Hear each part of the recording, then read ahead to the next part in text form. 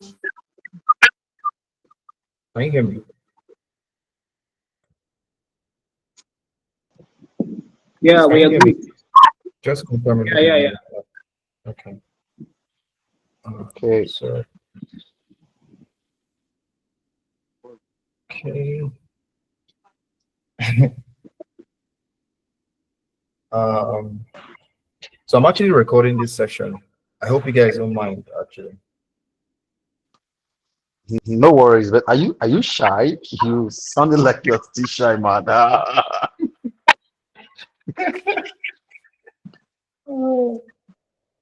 Yeah, yes, no. So they happen actually sometimes. That's why I even wear my glasses. So, like, there are two reasons why I'm wearing my glasses. One reason is because of the screen, maybe the lights from everywhere, and I think another reason is because maybe I'm shy. You get.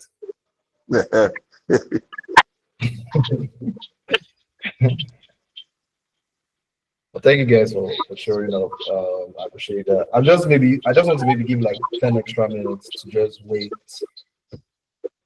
for the rest of the people because from what I got, they are like I think 25% that actually registered.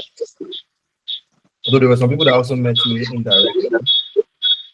So there are 25% that registered, and I'm also this 25% also I presume they also got emails, right? Yeah, Because I think so. yeah, because I sent them the emails telling them that okay, you should join so and so time and all those plenty stuff. So from the stats that I'm getting here, I could see maybe the places that these persons are located and some of the responses I got for that. And from the stats too, I think a chunk of them is they are students. Some other chunks, I think another variety of them, they are entry level tech professional. Some are also cybersecurity enthusiasts. So, like the target audience, my intended target audience for maybe this whole process, to just maybe see how I can carry those set of people. Like it's still open for people that are advanced to those ones will just be moving with speed. Jeez. And then a lot of them also said they are beginners. I think 69% of them said they are beginners. Just maybe very few percentage. I think just maybe 13 or less, or even less than 10% said they are advanced.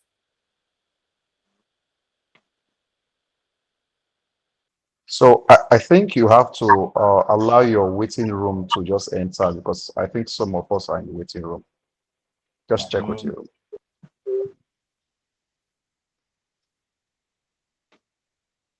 Okay. Yeah.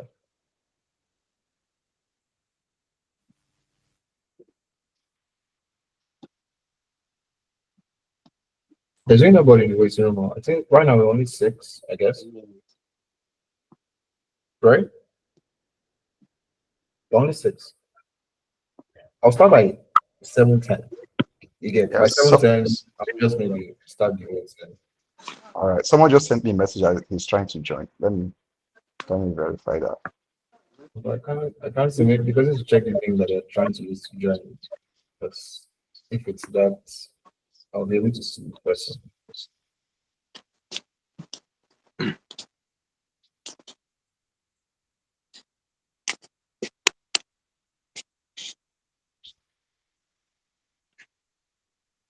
So you're welcome, guys. Edward, Solomon, Ochukwu, Melvin, Ogari, Amanda. You guys are welcome. Thank you.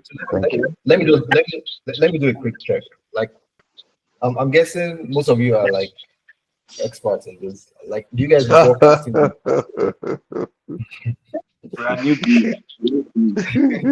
We've not even started the journey yet. Well, I never start.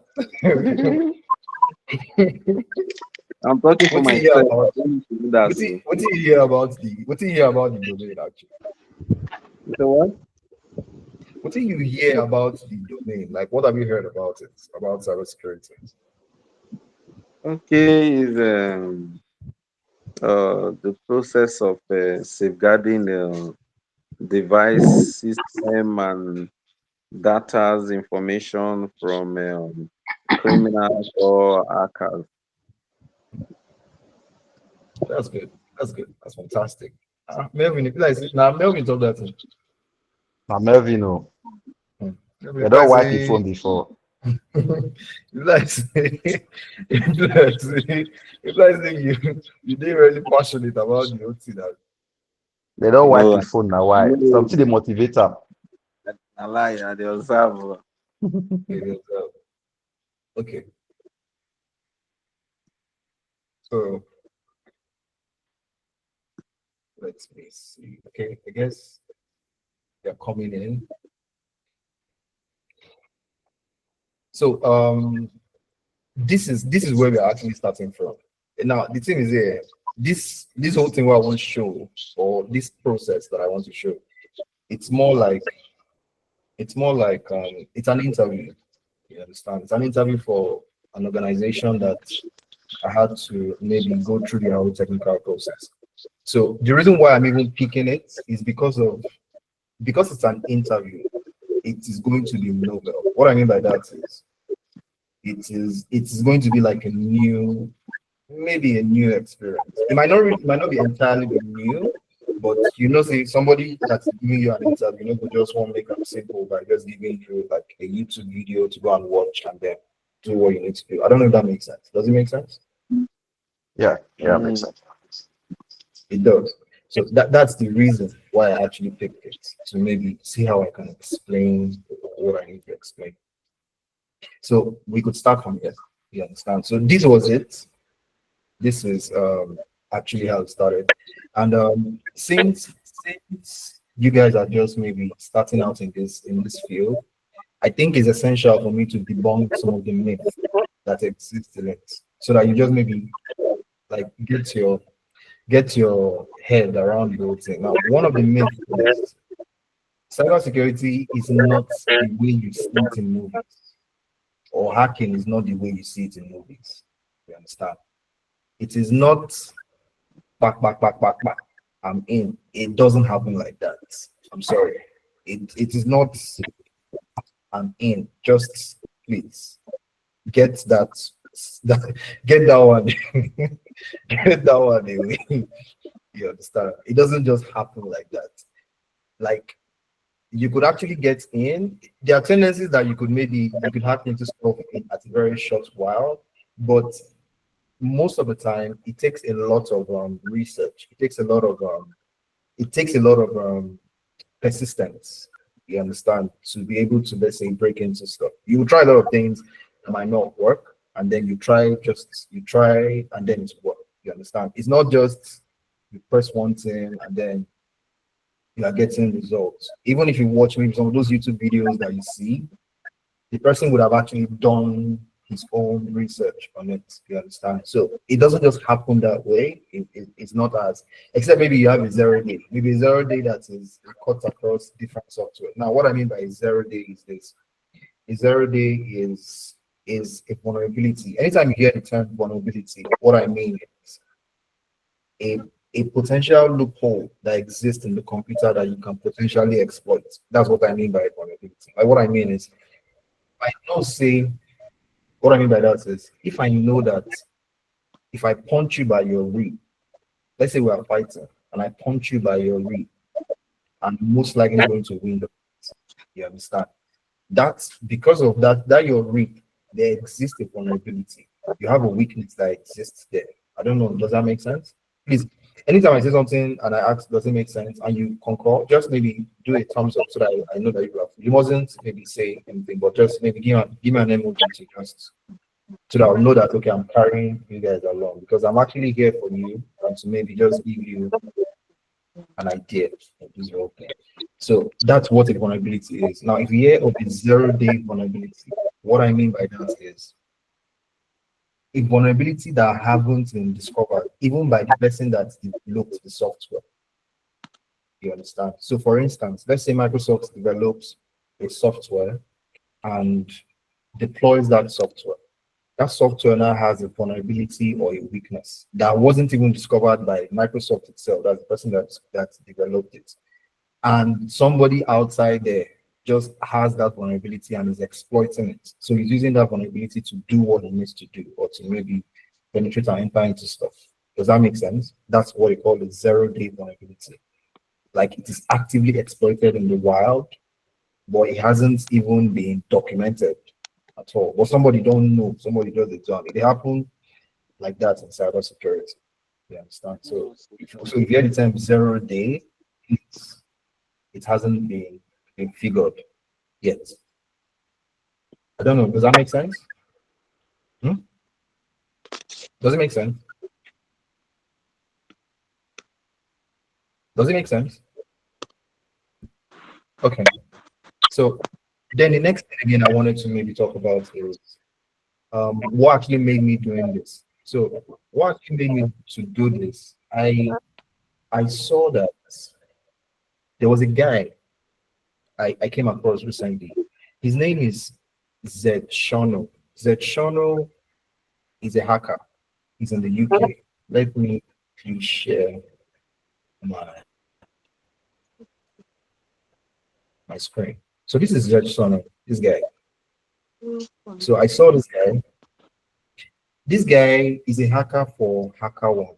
Now, what I mean by HackerOne, HackerOne is a platform where hackers come together. So let me explain it for you, just like what I said about Microsoft.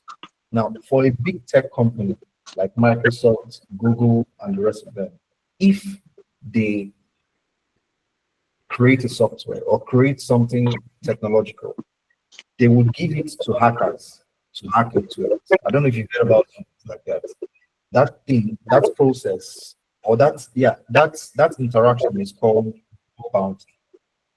Bug bounty. What it means is a bug is a problem, or let's say an issue, or something that can lead to a vulnerability that exists within a software. I don't know if that makes sense. Does it make sense? Like a bug, now we think it cause problem for the software. You understand? And bug bounty is that process of hackers trying to find that bug. That's what bug bounty is. So now, HackerOne is a platform that has a like diverse array of hackers coming together. You understand? They come together and they form the platform. So basically, Microsoft develops it, it gives it to HackerOne. HackerOne gives it to their bulk of hackers to hack into it. And then when those hackers hack into it, they will find bugs and vulnerability in it, which they will report back to Microsoft. And Microsoft will pay them for reporting those bugs. Does it make sense? You see, it's like a hacker is like a quality assurance person. If you work in the factory or you work in an organization that ensures quality assurance, like factory in particular, if you work in a factory, anytime they are developing a product or anytime they turn out an output, let's say you work in a Coca-Cola factory, there is always need for somebody to ensure the product is actually good. This is just to ensure that the customer, when the customer gets it, the customer is getting a good product. Well, please, can you mute yourself first? I think, yeah, my voice is echoing. So this is just to ensure that that product is good. There was a time I was drinking Sprite, and when I drank Sprite, there was dirt inside of it. You understand? It just means that maybe there was an outlier. Maybe the the quality assurance person did not just see that. You understand? Maybe it just went off the cracks. That's the same way too. It happens in cybersecurity space. These people that develop software develop them. It's not that that don't happen in Nigeria. they don't develop it and churn it out because anything goes. You understand? But if you are in big tech like Microsoft, Google, or any of those guys, you notice that it is necessary because if potentially somebody that has bad intentions hack into the system, the impact is devastating. It's really, really wide. Please, Melvin, can you mute your mic? Melvin. Okay. So the impact will be devastating. Like the impact is actually really wide. You understand? So that actually brings me back. Let me not really digress more. So a bug bounty is the process of giving hackers to hack into something just because you want to find abilities that you can report back to the people that owns it. So I saw this guy. This guy's name is Zed Sean. He's from the UK. He has a book of his own methodology or how he went about or how he goes about his hacking process. He's Melvin. He's still mute the mic. You've not muted your mic, please. He talks about how he goes about his methodology. You understand? And one of the things I have understood, I think we here in the West, sorry, we here in Africa, to an extent, we gatekeep information. Like we don't like to like produce information for people to just maybe see and do all this stuff. I don't know why. Maybe they have their own reasons, but sometimes it will happen like that. While people at the upper echelon or the upper strata are trying to, let's say, collaborate and maybe share this information, some persons might just be, I don't know, you get, but it's maybe some of the things that actually doesn't just let me see if I can talk about this. And then another thing again is I wanted to see how I'll be able to communicate these things to the to people that to in a very, very understandable way or in a very, very relatable way. So if you don't understand anything I say, please don't hesitate to draw me back. Like I said, my idea for this is just to carry as much as I can, like communicate this thing in the most understandable way. You understand? So I don't know, does that make sense? Everybody gets it? So this is what inspired it, after seeing this. And this is I'm just referencing this guy because of for context. I don't know if that makes sense. Yeah. So and also you chance to wait for us on the call. So yeah, this is the guy. Yeah. So I think I've said most things about him. So he's just like a hacker.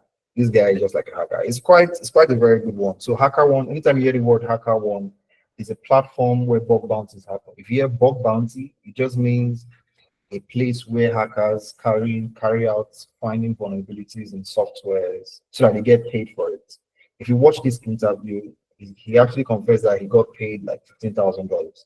I think that's the highest bounty he has gotten. There are some bounties. If you are doing bounties in like Web3, the bounties could accumulate up to like 1 million. Now, the reason why these things are that high is because of the amount of work you can put in.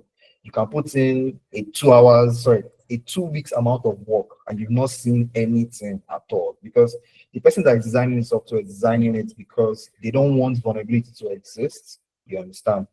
So if you can find that vulnerability, he's going to pay you for it. So they could pay them a lot of money. In Web3, they pay them huge amount of money. They could pay them hundreds of thousands of dollars.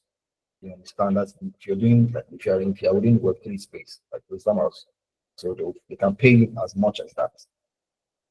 I think there was one guy who got $1 million.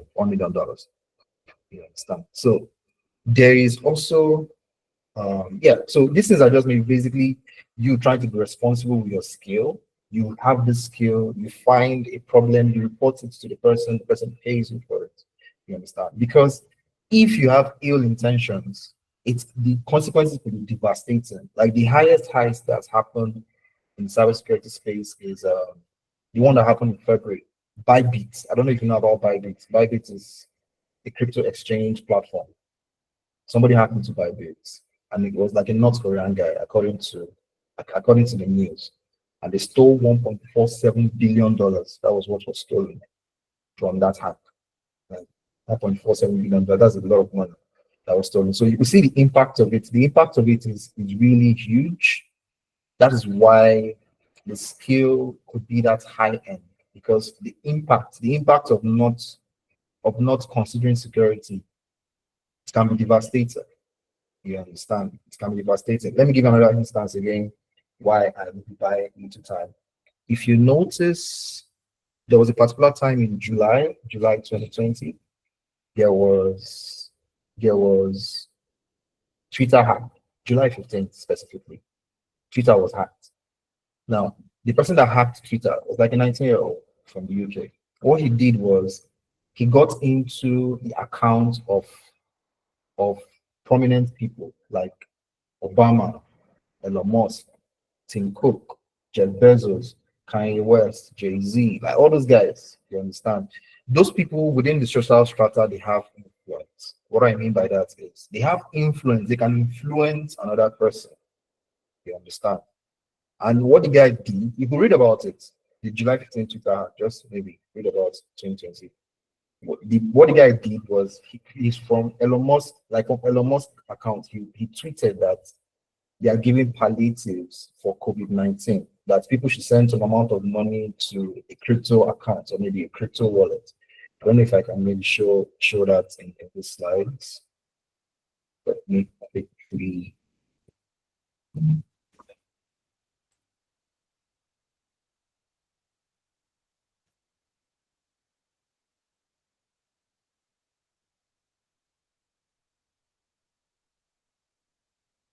So yeah, this is the news. The mastermind lives here in Tampa.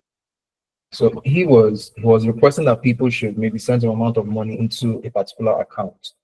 Now, the impact of that alone was a lot. I think he made over some hundreds of thousands of dollars in that process. Now, the impact of it could amount or it could go into different things. I don't know if you guys follow football. There's a time Ronaldo moved a bottle of Coke from an interview. He just moved it to one other side and said he doesn't drink Coke, like he only drinks water.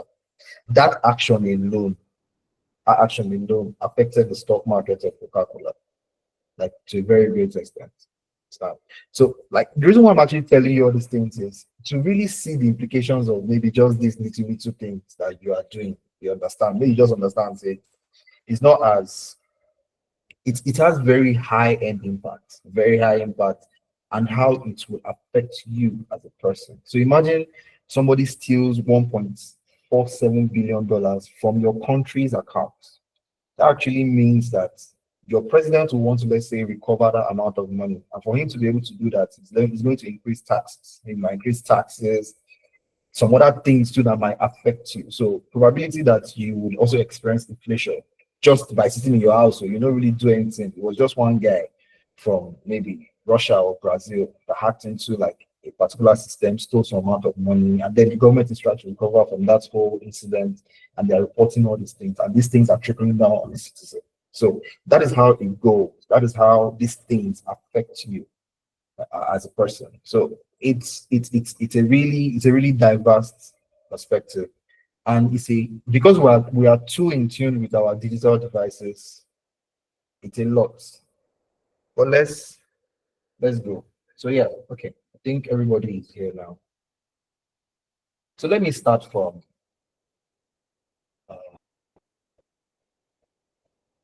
Let me start this. Move to here.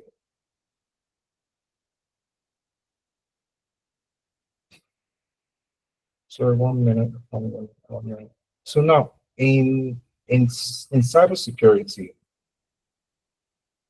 for you to get started, I don't know, have you guys heard of maybe the things or the softwares used in cybersecurity? From what I got, from the response I got, I think more of you people have like idea about maybe things like use and all this kind of stuff, right? Like, just give me a thumbs up if you use that. Like, if you use what they call it, the software is used, like the operating system used for cybersecurity, or the operating system advised to use for cybersecurity is known as Linux. If you've seen all those movies and all those American movies, They have what do you call it? You see them maybe just pressing something, you see something showing on their screen and all this stuff. Yeah, that's actually like the Linux operating system. You understand? So it's known to be Linux, and the operating system. There's a way it works. Sorry, just 1 minute. You see, so there's a way it works. It works based off command lines. What I mean by command lines is you are just writing commands on Linux, like commands. If you use CMD on Windows or maybe command prompts, it's the same way of doing everything you are doing in your normal computer, but you are just writing it in commands. Like you are just writing, do this, just like if you prompt ChatGPT. I'm very sure some of you use ChatGPT, right? A lot of you use. Have you guys heard of ChatGPT? Yep, we do use it. Okay, you don't use it. I don't use it, but I use it. So yeah, so that's the operating system used for this. Let me just quickly. So this operating system used is known as Kali. It's called Kali operating system or Kali OS. You can go on and on about talking about this thing, but if you hear the term Kali, it just means in cybersecurity. Although they have different distribution of Linux. This distribution, this one I call Kali operating system, is a distribution majorly used for offensive security. Now, in cybersecurity, they use a lot of colors, a lot. You understand? You hear things like red team. Anytime you hear the term red team, what it basically means is penetration testing or people that are offensive. Like if you watch football, the strikers, people that are trying to score a goal, people that are attacking, they are called offensive. I'm a Real Madrid fan. Somebody like Mbappe is playing offense. Somebody like Vinicius is playing offense. Somebody like Rodrigo is playing offense. You understand? Now, if you hear blue team, they use a lot of colors, a lot in cybersecurity. If you hear blue team, it is now the person playing the defense. So as a Real Madrid fan, you could reference that to Rudiger, Asensio, Lucas Vasquez, Lucas Vasquez, and maybe Mendy or Alaba. I don't know if that makes sense, right? Chelsea fan, I really don't know. I don't really care about you guys, because you guys are very, very funny. So that's that. So those are maybe the way it goes. Offensive, defensive. Now, the people that use this operating system a lot are people that are doing offense, people that are trying to break into stuff. People like the Vinicius and all of them.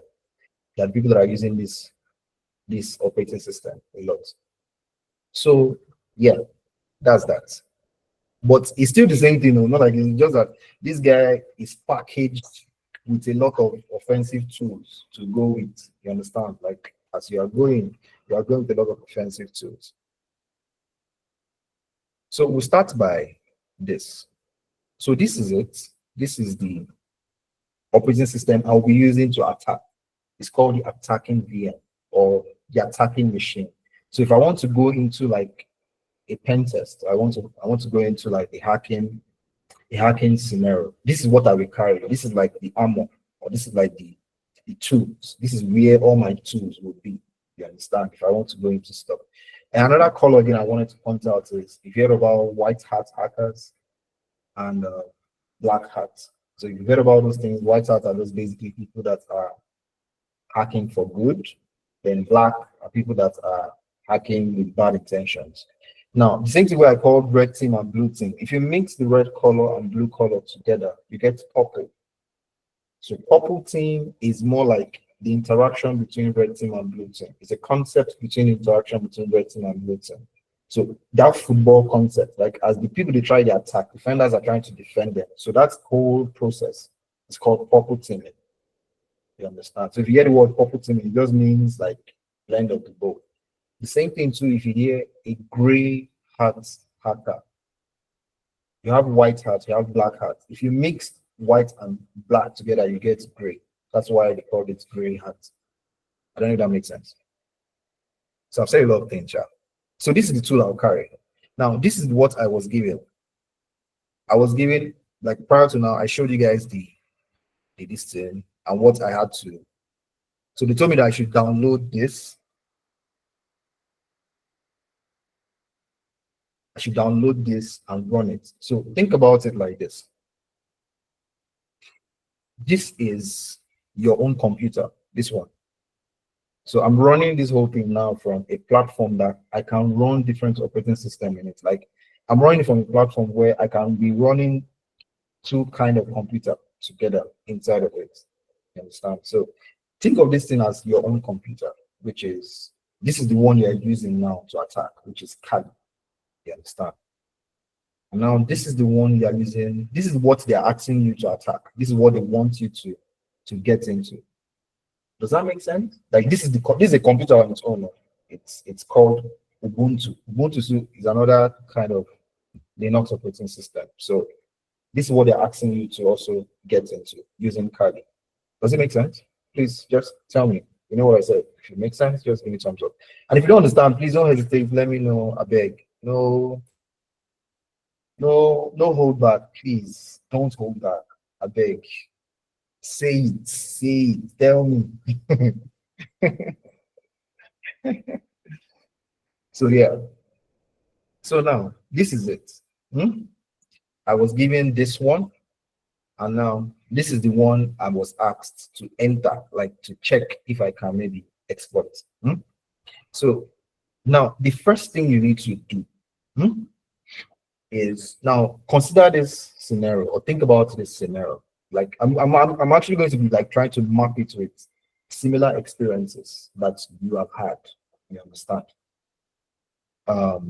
Consider this scenario where you are trying to identify or look for a house. Look for the house. Look for a house in the street. You understand? Let's say you're actually looking for your friend. You are just trying to take your time to go and find a friend that lives somewhere in, where can I use? Let's say in Oshodi, in Lagos. You understand? And your friend gave you description. He told you that I stay at number 5 Bolaji Street, Oshodi. You understand? What they call that thing, what he gave to you is called an address. You understand? Now, that is also the same thing too that exists in this computer space. That address he gave to you is to help you locate where his house could potentially be. You understand? So maybe what you'll be thinking of, the solution you're thinking of now is to maybe put it on Google Map or maybe put it on Bolt or something like that to just see how you can locate that address. But in this case, you would have to look for a way to obtain the address, because now they didn't give me anything. They didn't even tell me anything. Like they just gave me the thing that to go and look for it. You understand? So you need to now get the address. In computer, they call that thing IP address. You understand? They call it an IP address. So if you heard of that term, IP address, or they ask you what is my IP, and I'm very sure a lot of people use those technologies, but maybe they might not get it. An IP is just basically a way of identifying your own computer. Shaken up. That's just what an IP is. It's just a way of identifying your own computer in the vast space of internet. The internet is just like a marketplace. It's just marketplace where the crowd is plenty. Everybody is talking in the internet. Like the term internet is gotten from internet networking. That's where it's gotten from. Like they just maybe abbreviated it. It's network that is interwoven, like web, like a web, a spider's web. You understand? It's just everywhere. Everybody just there at every point they talk. So that's what it is. It's an IP. So that's the first thing you need to think about. You need to approach the problem systematically. You need to find the IP, because the IP tells you the computer itself, or find the computer itself. That's what the IP does. So you approach the problem just like the analogy of you going to a friend's house. You need to find the house first before you can even see your friend first. So you need to find the house. So that finding of the house is called an IP. So the first thing you need to do, the things that you need to do first, so maybe go through this whole process. Now, this first side of the process of hacking is called enumeration. Enumeration is just defined as the process of you are trying to find out or figure out your target. Like you're trying to have an idea of who your target is. You understand? For instance, if you want to, the best way to really, let's say, attack somebody is to maybe understand the makeup of that person. Or the best way to really get something is to understand the makeup of it. In science, they call it scientific technique, where they have hypothesis, observation. That observation side is still like, if you notice, it's still a systematic flow. That observation side is where you're at now. You are trying to look at what is given to you. You want to draw inferences, draw hypotheses, and get a flow. You understand? So the first thing, like I said, is to obtain the IP address. Now, a way to go about it, there's a command you should run. How can I obtain my IP address first?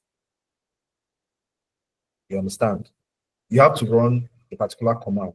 Now, this command that you are running is like you are trying to know, you want to know what the IP is.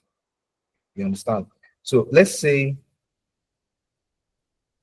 if I want to find out my own IP address, that is my own address. So let's say I'm coming from my house now.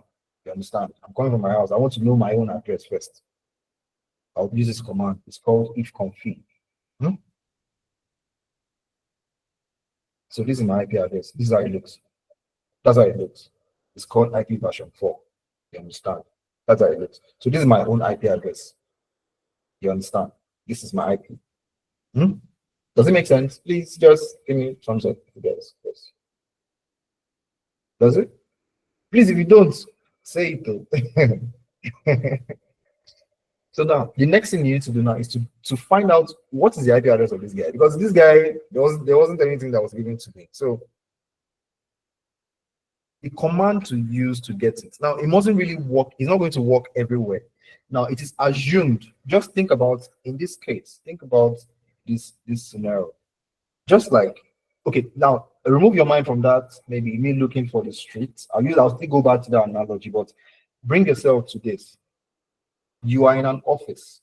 You are in an office. Like in this scenario now, you are in an office, and you are sitting down in your own spot or your own space. There is somebody's computer that is somewhere else that you are trying to figure out his own IP address inside that office. You understand? That means all of you are within the same network. You get, because all of you guys can browse the internet together and the rest of them. You understand? So that's what you're trying to do now. You are like, it is assumed that you are within the same network. That process is called NAT. I really don't want to go into that, like network address translation. So you are within, like it's NATed, you are within an internet space. So just imagine now that you are in the office, you carry your Kali, enter that office. Then the other guy that you want to hack is seated somewhere. You understand? So that's it. So you do that process called enumeration, which is it. So the next command you should run, this is a command that you would use. Please, like I said, if you don't, so now what does this command do? Let me explain it to you. The thing is that most of the commands in Linux, they are quite intuitive. Intuitive, what I mean by that, you can actually look at the name of it and you can tell what they could probably mean. You understand? So, like, look at this one now. It's called Net Discover. Net Discover. That's basically what it means. Net Discover. That means I'm trying to discover things within my network. I want to just find out what are the things connected to me. You understand? Ethernet 0. This Ethernet 0 is the interface. This place. You see this place? I'm trying to figure out, just like I said, like the analogy of the office, I said we are all connected to the same network. You understand? So this is the interface, which is Ethernet 0 TAC R. So it's more like you're taking the radius of everything within that network. I'm just trying to find out how many computers are connected within that network. I don't know if that makes sense. Does it make sense? So you run this command. It will ask you for password. The reason why it's asking for password is because there's sudo in it. So it will start scouting and looking at everywhere. You understand? So just look at everywhere. And pop out different kind of different what do you call it, interfaces for you. You understand? So now a way you can also go about this.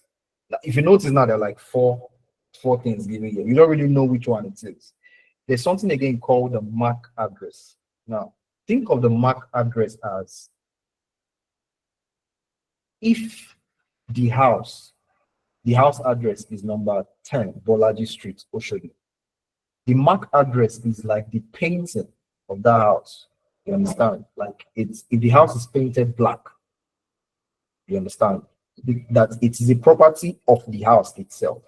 You get. Let me give you another instance. If the IP address is akin to your name, so let's say your name is Edward, your MAC address is going to be your fingerprint. I don't know if that makes sense. It is something that is really, really, really, really innate or a property of you. That's what a MAC address is. And it is unique in every computer. It is originally from the origin, or maybe the people that developed that piece of computer or that piece of software. They developed it, and then I don't know if you've seen anything they call the INEI number, something like that. All those things are like unique numbers to identify each devices that exist within, let's say, the whole stuff. Does that make sense? If it does, don't forget. So yeah, MAC address is. So a way you can also go about this thing, there's a way you can find the MAC address one. So I can just come here, look at it. To do it from this, I don't know if you can do it from what they call it, from what's his name? From VirtualBox. But the stuff that the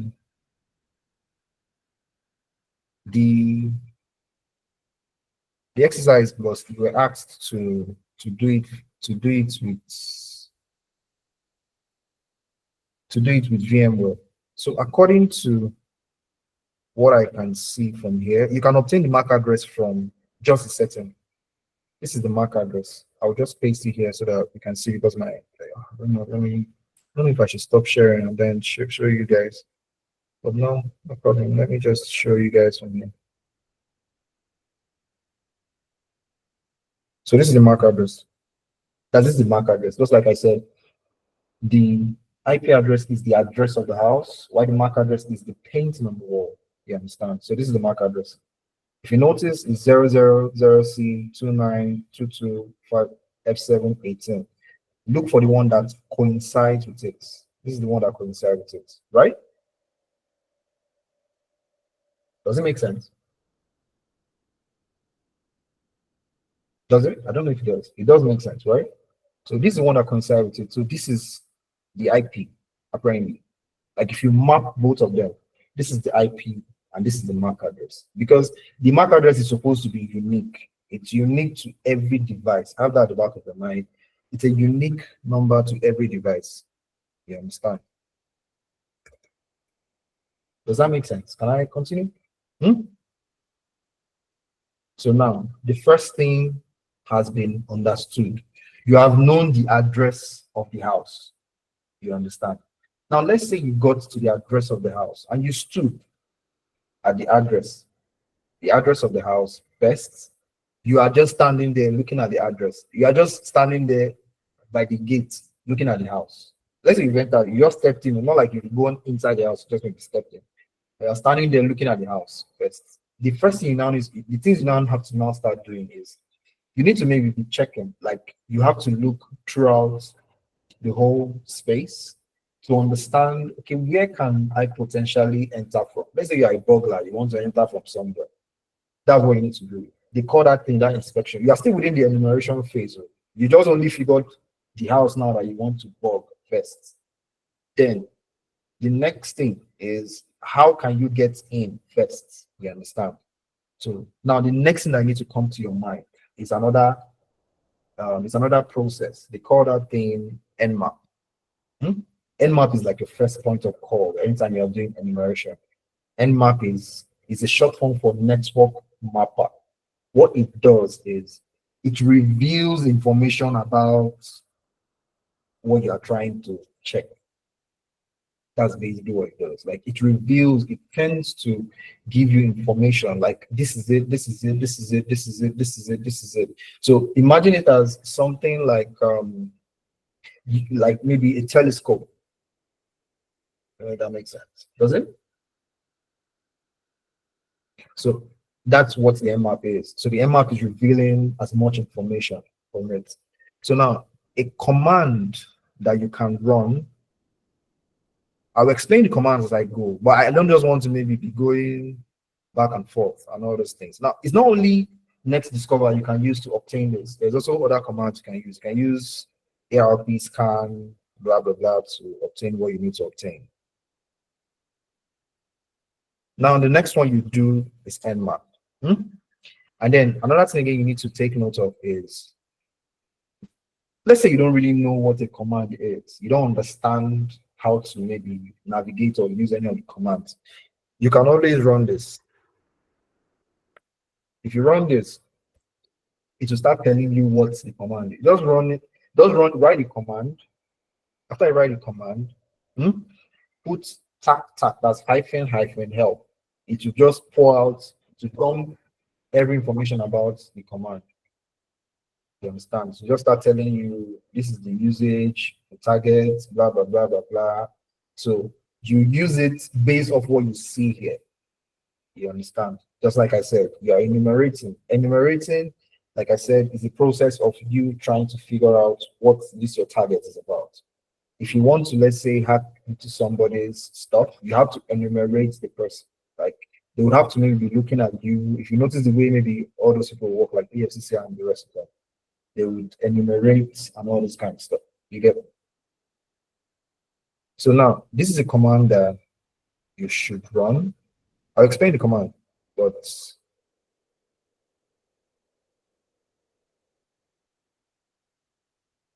just hold that. So, like I said, we've gotten the IP address of that guy.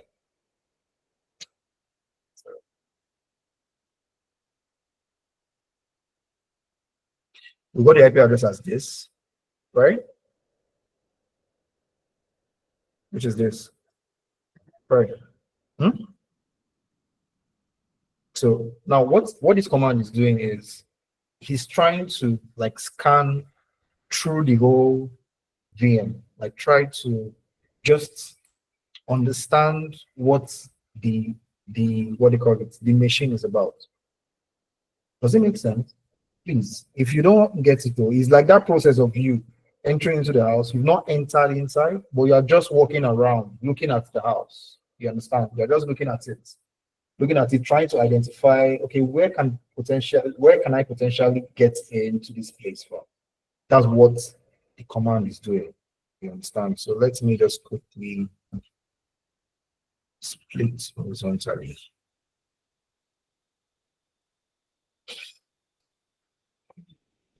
Now, I wanted to just cough out this thing, so I'll move to the next step.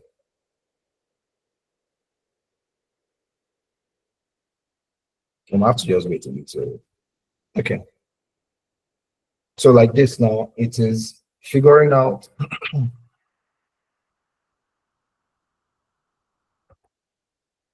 it's still running now. I just had to split it. I just splitted my screen. It's not like it's this thing. Like it's running in the background there.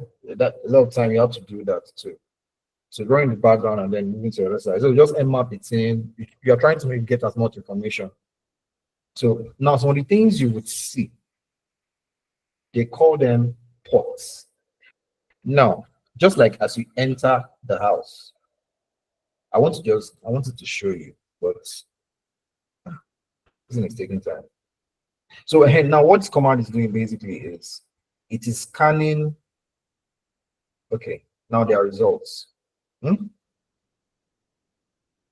So if you are If you are running, let's say, normal engagement, the first thing you need to do is you first of all need to get the IP address of what you are looking for. So let's say you're looking for like a website. The first thing you can do is you can figure out the IP address of the website. If you notice, this is the IP. You understand? This is the IP address of Facebook. I just pinged Facebook. So you can pick that and then run an mmap on it to figure out, okay, what is happening. Now let me explain this result for you. These results, they are called the ports, the service is running, and then the versions of it. Now, a lot of the work you do in cybersecurity has to do with research. A lot of them has to do with research. The profession is very research driven, that you have to always be up to date. You understand? You have to always be studying, you have to always put your head in the books, you understand? So maybe really know what's happening. And you leverage knowledge transfer in this space. You leverage it in a lot of ways. So this is it. This like the ports running. Think about the port as you've entered the house. Let's say you enter the house and the house has 4 floors. You understand? Like 4 floors. That's what the house has. And in that 4 floors, different parties are happening in that 4 floors. So this is party 1. Yes. Does it make sense? Sorry. Does it make sense? This is the first party. First party is happening in this first side. Then this is party 2. Let's say this first party, somebody that is turning 22 is celebrating his birthday. Then this one, a grandfather turning 80 celebrating his birthday.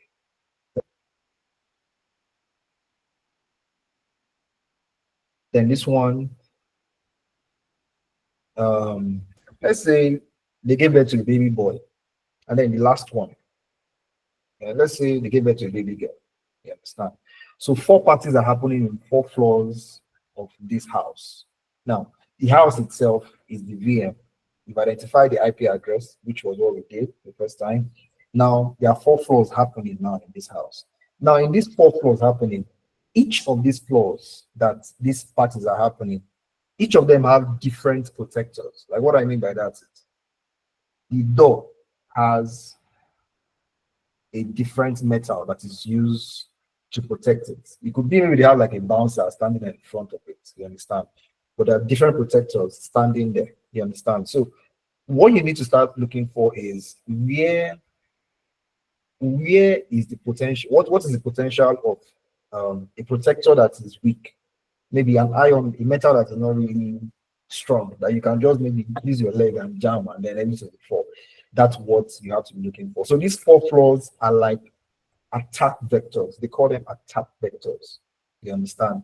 You can check, you will start looking for potential vulnerability that exists within these four floors. So that is the logic. The logic is the 4 floors, you are looking at the 4 floors, different parties are happening. You need to look for where you can potentially enter from. You understand? Now, a good way to start thinking is you start looking at the version. The reason why you're looking at the version is sometimes the person that is running this software or running this update, he may have not updated his software, maybe because it's lazy, because it's just sleeping in the house. And now that software would have like vulnerability. And like I said, in cybersecurity space, everybody is sharing knowledge. If you go on Twitter, everybody is talking about something. You understand? So there could be a vulnerability that exists. This is why it's advised that you need to update your software, update your systems, and all this kind of stuff. There could be a vulnerability that exists in this version of OpenSSH that you will just see somewhere and use it and exploit it and gain access. You understood what I said about vulnerability the previous time, right? If you understood it, could you just give me a thumbs up?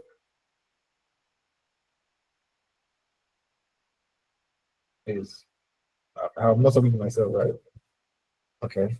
So there could be something that exists. So the place you need to start looking is you start looking at the versions. You look at this one, OpenSSH 8.1 P1. You just maybe Google this. You could write exploits that exist in OpenSSH 8.9 P1 Ubuntu first. You could Google that. You go through it, or you write exploit that exists in Apache HTTPD 2.452. Just write it. You might come up with something. There might be exploits that exist that you can just leverage and do your thing and then bounce. You understand? That's one way of going about it. You start looking at the services that is running. Now, what this thing tells me in hindsight is SSH is a service in cybersecurity used to connect to a computer or a system remotely. What I mean by that is, if you've ever worked in an organization where your IT guy, let's say he lives in Kaduna and the organization is in Lagos, sometimes the organization might be having issues and they will call out your IT guy that is in Kaduna that, oh, there's a problem, oh, and then that IT guy will fix it from where he is. That whole process is facilitated by SSH. It's SSH that is making that communication happen. You understand? So you will just SSH from that place to the computer and fix it from there. Like you SSH, like enter inside the computer. Normally, it's possible. They used to do it. Now, this one, port 80, HTTP. HTTP, just like your normal web browser. The same way you run your normal web browser. Like it's just a normal web browser that you just run. Like HTTP just means it's port 80. It's running a web server. There's a web server running in the, what they call it, in the VM. You understand? That means there's something running at the background that is a web server. You understand? Does it make sense? I don't know if that makes sense. Does it make sense? If it does, please give me a thumbs up. Does it make sense? Okay. If it does, please, if you don't, let me know, please. I beg. Just tell me. Now, the next one is TCP/IP ports, and the next one is HTTP. You understand? So basically, like I said, the whole experience is not as back. No, it's you have to maybe really figure out. Like even while I was going through my own process, I had to first of all start checking most of the services. What are the potential vulnerabilities that exist first? But I'm just giving you the clue. Like you run Nmap, it coughs out all the services that exist. Then you pick it and then begin to check, okay, what can be a potential vulnerability that exists here? You could do research. You could go on Twitter. Twitter is like a place where a lot of professionals are always talking. Like those guys are always talking. That's platform. Understand? On the website, on the internet too, you can Google stuff. You will see things actually that can help you. Now, because I have done this before, I would not want to waste time to go through all these things. I will just go straight up to what I picked as a problem. So now, the next thing I did was this. Sorry. Somebody wants to ask a question? Okay. Macaroni. Sorry, I'm not out your name, but No. you can go on. I'd like to ask, I have something called ZenMap. I don't know Yeah. what's the difference between ZenMap and Nmap. Okay. ZenMap is like the GUI of Nmap. I think it has like GUI interface. What I mean by that is Nmap is command line. ZenMap, I think, is GUI. Does that make sense? Yes. Please can you show how that works, if possible? ZenMap. Sorry. Like how ZenMap works. Like I don't understand. Like, but like if they are doing the same thing too with the Nmap. You understand? ZenMap is GUI version of Nmap. Like Okay. if we run the same thing, like how would you run the same thing to get the same results like we did in Nmap? Oh, how would you run the same thing to get the same result? Yeah, that's a good question. That's a good question. I don't use Zenmap often. Yeah, I just feel Nmap is like the father of most of this if you're trying to map the network. But if you want to use Zenmap, there has to be a way that you have to be connected to the VM itself. Does that make sense? There's a way you need to figure out how to ping the VM, like make sure you establish connection between yourself and the VM.